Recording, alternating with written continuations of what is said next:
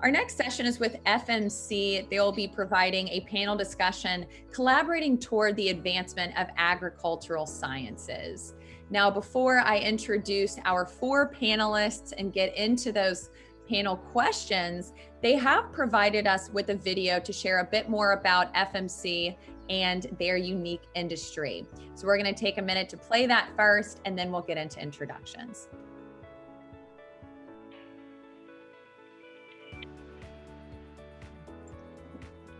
A fresh day dawns, a new morning begins, and yet another sunrise of both opportunity and challenge arrives for those who devote their lives to producing the food and fiber our growing world so eagerly demands. For farmers here in North America and in every corner of the globe who are expected to harvest higher quality, more abundant yields year after year, the threat of unpredictable weather is but one of many challenges they face to safeguard their precious harvests. Silent battalions of invasive weeds, destructive insects, harmful fungal diseases, and other devastating pests wage a relentless assault on every crop planted. That threat affects more than the economic livelihood of growers. It undercuts their capacity to meet the basic nutritional needs of our expanding global family, now on a skyrocketing trajectory toward nearly 10.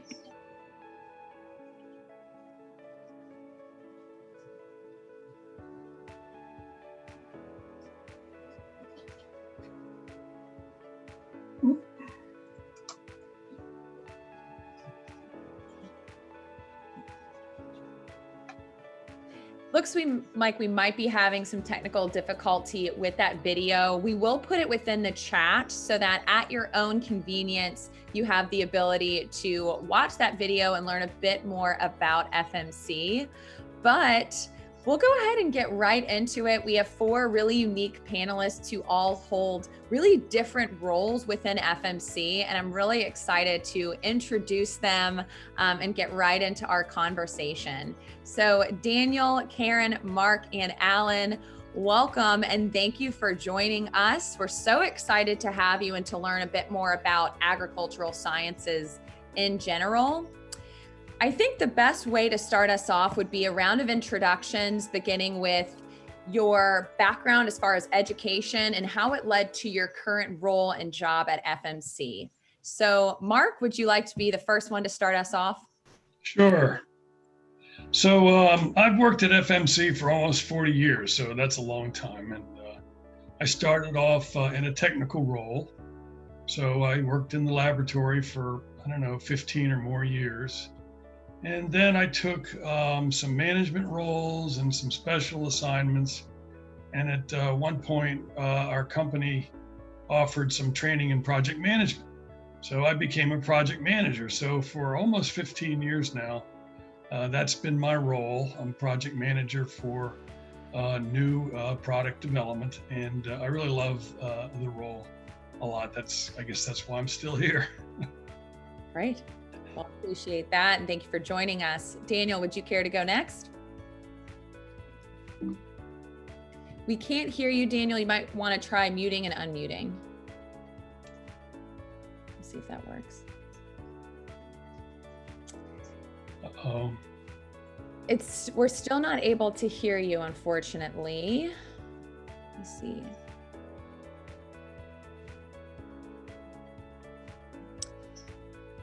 Daniel, if you don't mind, we'll skip ahead to Alan. If the audio's not working on your end, there should be a number to call into if you have your phone near you, and the audio should work from that. While we get Daniel's audio working, Alan, would you like to go next? Sure. So my name's Alan Jones. I'm an ecotoxicologist at FMC, and I've been with FMC for 2 years. Prior to that, I was with DuPont for 3 years. So in order to be an ecotoxicologist, well, my path to an ecotoxicologist consisted of me getting a PhD at Clemson, which I did in 2014, and then went on to be a postdoc at Oregon State, and then to DuPont and now FMC. Did I hear you right? Did you say Clemson? I did. I'm a Seminole, so we're rivals, but that's Alan. Fantastic. Thank you for sharing your background with us. And before we round back to you, Daniel, Karen, would you like to share your background and how it led to your job?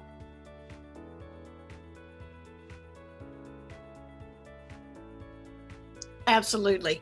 I'm a retail marketing manager at FMC, and you don't see my face on the screen because I'm actually calling on customers today. Most of my job is done outside of a traditional office, and so I'm between customer calls, and I'm just respecting their privacy there. But I was also with DuPont for about 7 years prior to coming to FMC, and I've been with FMC since 2017.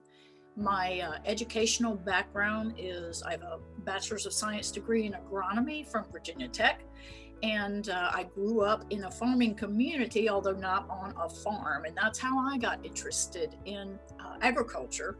And once I did some farm work, I found that ag community of folks were so refreshing and very, very good people to work with, and decided that was where I wanted to focus my efforts in my career.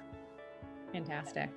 Well, Karen, we appreciate you joining us, especially since I know you're balancing, it sounds like work right now with this, so we really appreciate it. And I think Daniel might be leaving and trying to come back in. So my next question was actually for Daniel. We'll come back to that. Alan, we're coming straight back to you for our next question. What are some things that you did during your time in school that you think shaped the next step in your career? So the primary thing that I guess I wanted to talk about was never turning an opportunity down. I might have spent a little more time in graduate school than the average PhD student, but a lot of that was because I took a lot of side roads to gain some additional experience, whether that was monitoring fish reproductive behavior on the Savannah River, or looking at the impacts of agriculture in small communities in South Carolina. So I took a lot of divergent routes along the way, but each of those has led to where I am today, because when I first interviewed at DuPont, one of the first things the hiring manager said to me was, "Wow, you've done a lot of interesting but related stuff." And I think that is really key to success when it comes to working in a field like ours. You have to be willing to step outside of your comfort zone and go learn something new. Right. Well, it's fascinating that two of you both worked for the same employer before you began working at FMC. Did you cross paths ever at DuPont? No, I don't think so. But that's a common thread for a lot of us at FMC, as we were former DuPonters. Very cool. Awesome. Okay. Well, Daniel, if you'd like to try turning your audio and video back on and seeing if it's working. Oh no, our audio's still having an issue. So what we'll do, Daniel, we'd obviously love to learn a bit more about your role, and we have some questions for you. So I'll ask that the Tallow team individually sends you a number that you can call into, so you can just maybe call in your cell phone to answer a few questions. So they'll send you a private message to that. We'll circle back to you.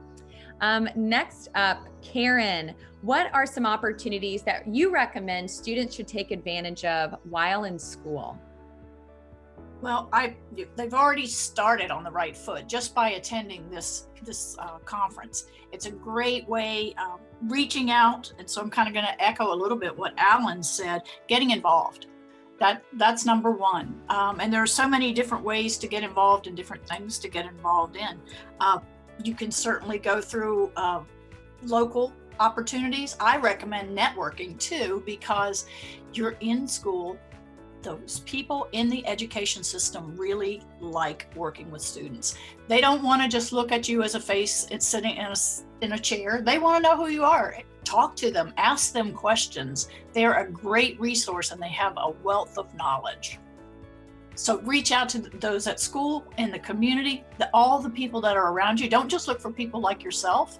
Look for others as well, because you will learn a great deal as you talk to people in different walks of life. Agreed. That's great advice, Karen. And for anyone kind of looking for that kind of guidance or assistance, we do have a session on mentoring tomorrow that you should tune into, but a great mention there, Karen. All right. So Mark, I'm coming to you next. What advice would you give our attendees in considering their next step in either education or their career? Well, following a little bit off of what Karen said, I think the best advice I can give is to just never stop learning. Be a continuous learner. You have to recognize that up until now, you spend a lot of time fine-tuning your learning skills. So keep using them. Absorb as much knowledge as you can. I guarantee you will learn more in the next 4 years, especially in a career, than you did in the last 4 years. And one idea is try to keep a personal notebook and review what you've learned every day at the end of the day. I've been keeping a notebook for almost 40 years. So you know what? You never stop learning. It doesn't go away. Now, the second thing is look for some coaches to help teach you some specific things that you may want to know. And don't be reluctant to seek help. Most often, the more experienced people that you'll encounter really enjoy helping new employees. So reach out to them. Also, take advantage of any additional training opportunities that your company may offer. Third is find a mentor. A mentor is someone who will advocate for you in your career. And some companies have a formal mentoring system, but informal is okay too. You may have to reach out and ask somebody to play this role for you, but that's okay. Just take your time. Don't be in a rush. You want to find a mentor that's a really good match for you. Lastly, you all need to recognize that up until now, you've really pretty much been an individual person in an academic competition with others. This will likely change when you enter, especially an industry career. There, the mindset will be much more focused on collaboration and working in multidisciplinary groups. So all in all, you've worked very hard to develop your own expertise. In your new career, you'll encounter people with very different perspectives that might be unfamiliar to you. Just accept that. Learn new things. Try to understand and try to be understood. Then what you need to do is to figure out how to use your own experience, your own personal experience and expertise to help your colleagues reach their goals and objectives together. If you have the right mindset, I guarantee you that achievement through collaboration can be a very rewarding experience. And so that's my advice. I would like to add that if you're interested in learning more about career opportunities at FMC, I'll point you to our website, which is fmc.com/careers. So if you go to fmc.com/careers, you can learn a lot more about what might be available at FMC. And I would note that, in addition to technical and scientific roles, we also have careers in non-scientific areas such as procurement, information technology, legal, finance, accounting, sales and marketing, skilled trades, and also regulatory roles. So if you want to learn what might be available out there for you, please go to, last time, fmc.com/careers. Great. That was fantastic advice, Mark. And we took that link and put it straight into that chat for everyone. So yeah, please go ahead and explore career opportunities with FMC. I think that was really fantastic advice that you provided. So thank you. Daniel, I'd love to circle back. Is the audio starting to work? Right now you're currently muted. Can you hear me now? Yes. Yay. Awesome.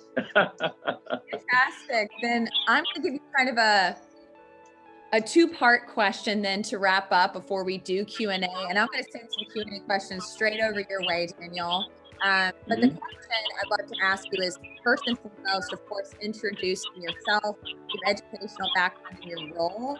but we were going to follow that up and ask you how you found your passion in the agricultural science industry, and that probably ties into your introduction. So would love to learn more about you. I think you're on mute again. Okay, so yeah, today is not working well, right? So I did my PhD, a little bit about me. I did my PhD at The Ohio State University. From there, I transferred to University of California at Irvine to do my postdoctoral training. And I've been with FMC a little bit over a year ago. I joined last year.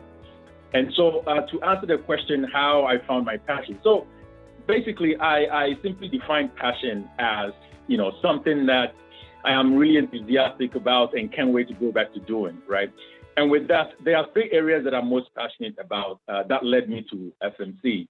And the 3 areas are chemistry, helping farmers, and also collaborating or working with others to achieve a common goal, right, with high impact. So I found my passion in chemistry by not being too afraid to try new things, follow what I was most interested or what excited me the most, and also doing what I was most curious about. So I majored in biochemistry as an undergrad, actually, and with the intention of going to med school. And all that changed when I did some courses and some lab work in organic chemistry and also participating in some undergraduate research programs. And so I encourage everyone, you all, to not put yourself in a box, but be open-minded in finding what you are most passionate about and chase it.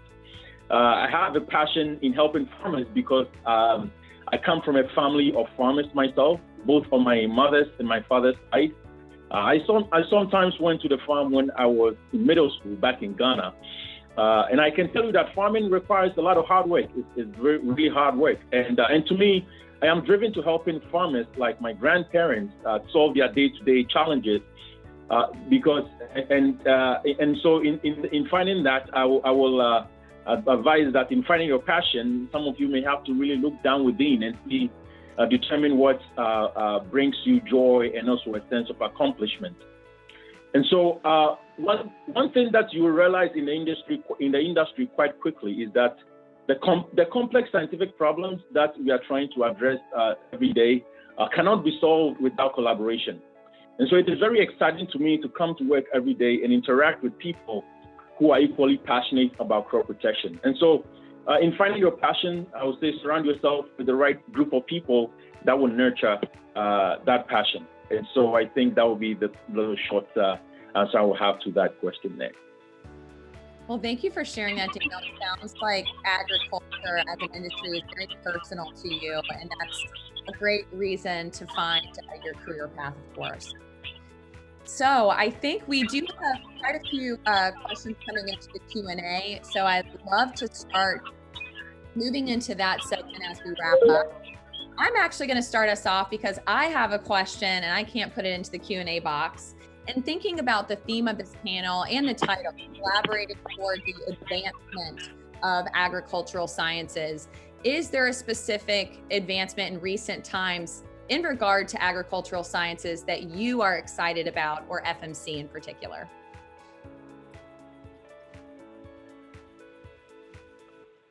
And anyone who wants to jump in can, of course.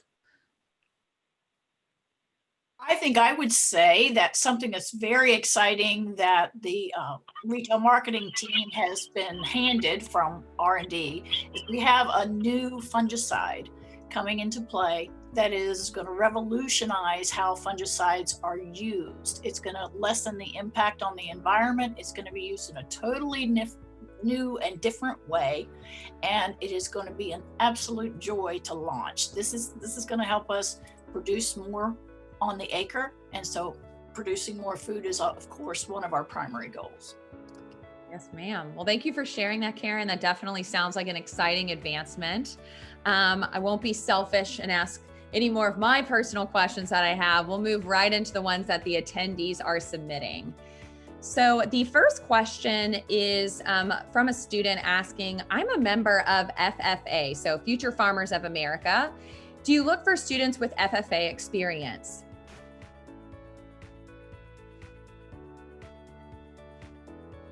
Again, I would say that FMC is very involved in FFA, and that is certainly something that we enjoy, or a resource that we use to take a look at potential candidates. And there are many other things as well out there that we can take a look at when we're looking at others.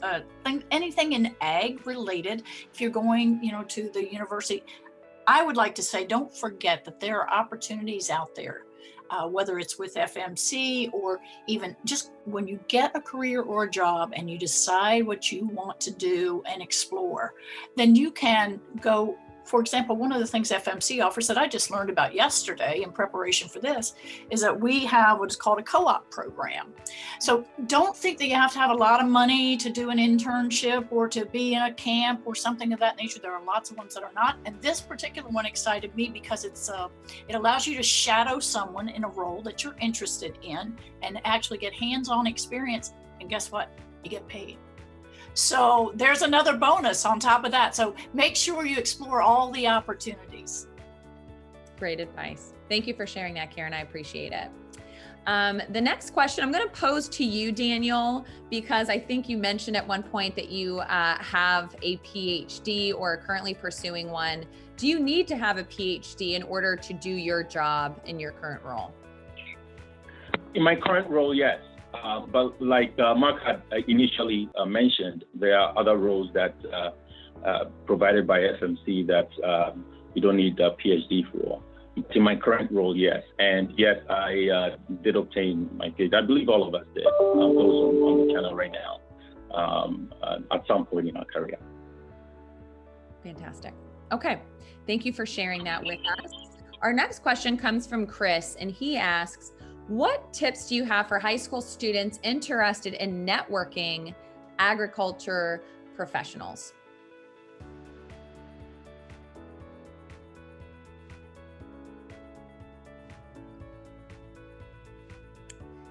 Anyone have any advice on that one?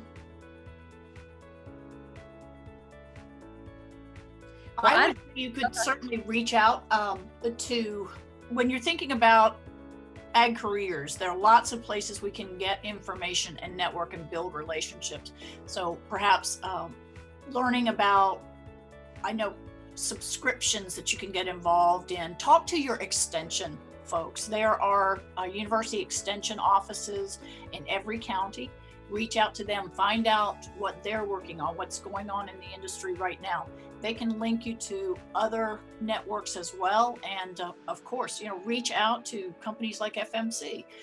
We have people that will talk to you and help answer some questions if you have them and point you in the right direction.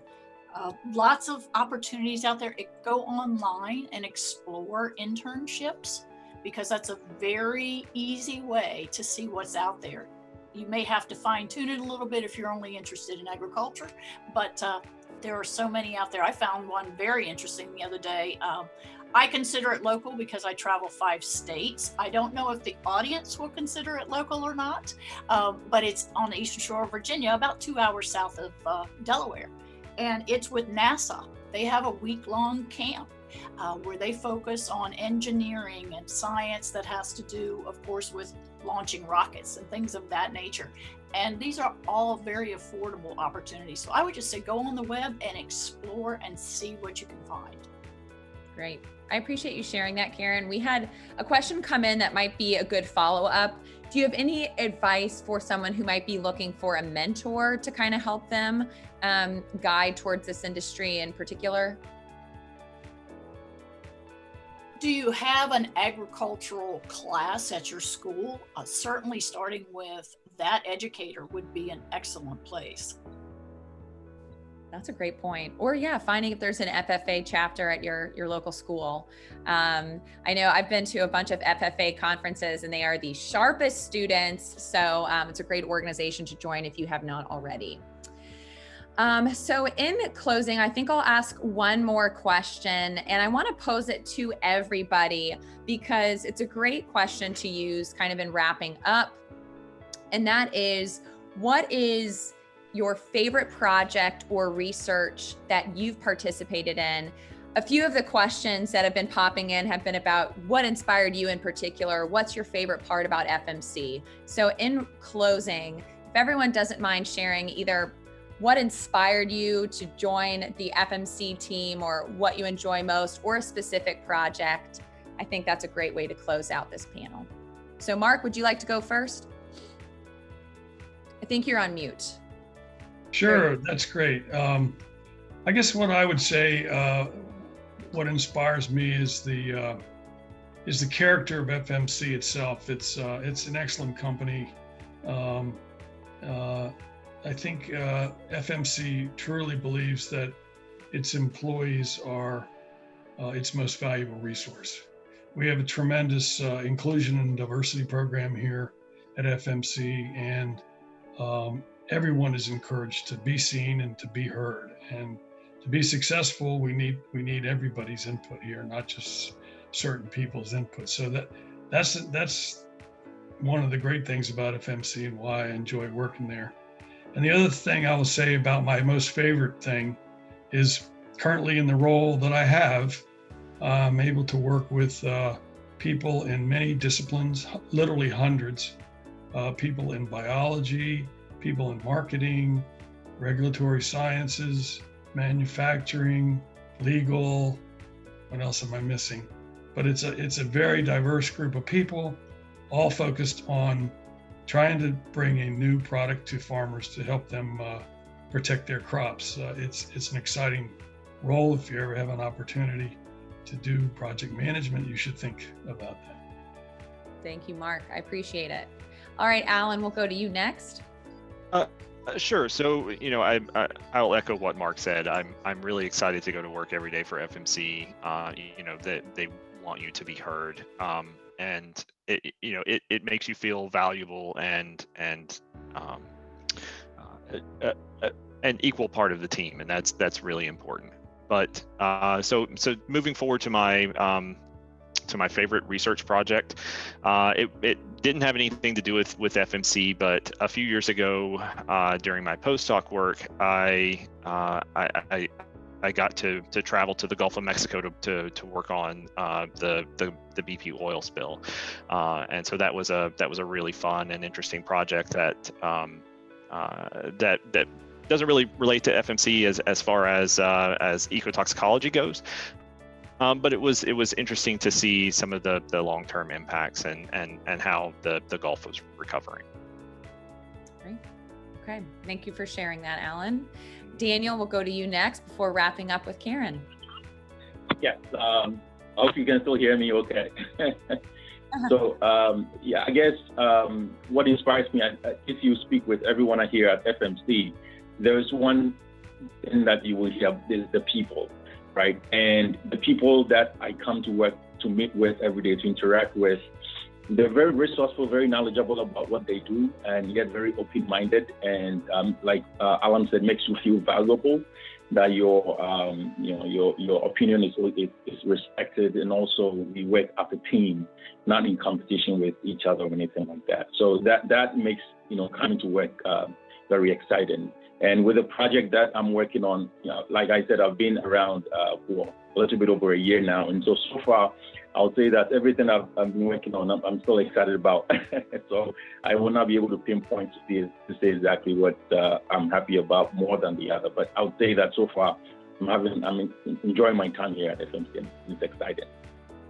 That's great to hear, Daniel. Thank you. And Karen, if you wouldn't mind being our final person to share your reason for why you enjoy working at FMC and or your favorite project that you've done there.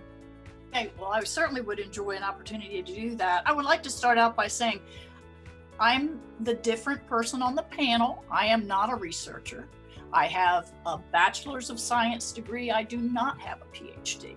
So just to echo that there are opportunities for all levels of education within FMC, and experience means a lot to them. And just to echo, I thought Mark did a fantastic job of talking about some of the things at FMC that make it exciting to be here.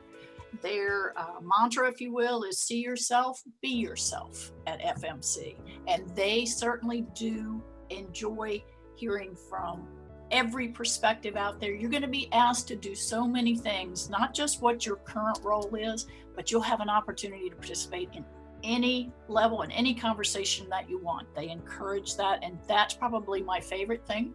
When I came to them from DuPont, they had an excellent plan in place to get me acclimated. They gave me buddies, they call them buddies, and so they assigned certain people in the organization to help me through all the challenges that I might face. And that just made me say, you know what, these people really want you to succeed. And I enjoyed that. Well, that's a great way to wrap things up, Karen. Mark, Alan, Daniel, and of course, Karen, thank you so much for joining us today, our second day of Delaware Days. This has been a really fascinating look at not just your company, but a really unique industry that impacts every single person. So we really appreciate your time sharing this information with us, answering all of our questions. Of course, don't forget that in the chat, there are a few items. So that video that we weren't able to finish at the beginning, if you'd like to learn a bit more about FMC in particular, watch that video. We've also shared the link to their career site if you're ready to take the next step in agricultural sciences. Mark, Alan, Daniel, and Karen, thank you so much for joining us, and enjoy the rest of your day.